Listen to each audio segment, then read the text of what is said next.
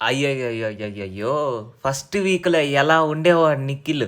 అందరూ నిఖిల్ వాళ్ళ క్లాన్‌లోకే ఎళ్ళడానికి ఇష్టపడేవాళ్ళు. First week, second week కూడా.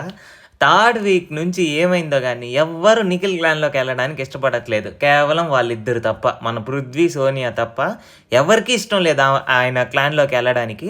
ప్రతి ఒక్కరు సీత క్లాన్‌లోకే ఎళ్దాం అని చెప్పనేసి ఫిక్స్ అయిపోయారు. సో, ఇక్కడొచ్చిన ఒక ట్విస్ట్ ఏంటంటే, యష్మి వరకు మన పృథ్వీ, సోనియా తప్ప మిగతా వాళ్ళందరూ సీత వాళ్ళ క్లాన్‌లోకి ఎళ్ళాలనుకుంటున్నారు.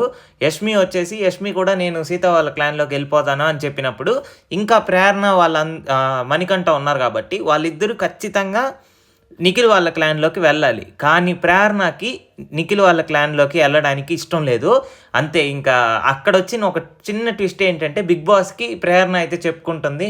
బిగ్ బాస్ ఒకవేళ యష్మి వాళ్ళ టీమ్‌లోకెళ్ళిపోతే నేను నిఖిల్ వాళ్ళ టీమ్‌లోకి ఎళ్ళాల్సిందేనా అని చెప్పనేసి డౌట్ అయితే రైజ్ చేస్తది. అప్పుడు బిగ్ బాస్ చెప్తారు, లేదు క్లాన్‌లో ఈక్వల్‌గా ఉండాలి. ఒకరి క్లాన్‌లో నలుగురుంటారు. ఇంకో క్లాన్‌లో ఐదుగురుంటారు అని చెప్పనేసి.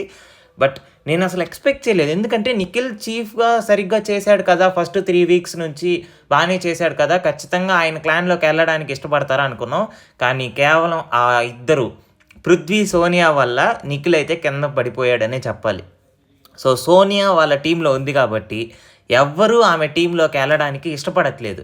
ఎందుకంటే ఈయన నిఖిల్, పృథ్వీ ఎంతసేపు ఈ సోనియా ఎనకాలే ఎళ్తారు తప్ప వీళ్ళేమనుకుంటారు అని చెప్పనేసి వాళ్ళ వాళ్ళ డెసిషన్‌ని తీసుకోరు. ఒకవేళ నిఖిల్ వీళ్ళిద్దరూ వాళ్ళ టీమ్‌లో ఉంటే. కాబట్టి వాళ్ళకి ఇంపార్టెన్స్ ఉండదు ఆ క్లాన్‌లో అని చెప్పనేసి ఎవ్వరు నిఖిల్ టీమ్‌లోకైతే ఎళ్ళట్లేదు. బట్ ఎనీవేస్ లాస్ట్‌లో అయితే కొంతమంది ఎళ్లారు నిఖిల్ వాళ్ళ క్లాన్‌లోకి. వాళ్ళెవరని కూడా ఫోటో పెడతాను చూసేయండి. సో, మరిన్ని బిగ్ బాస్ అప్డేట్స్ కోసం మన ఛానెల్‌ని అయితే సబ్స్క్రైబ్ చేసుకోండి. Subscribe to Telugu tax.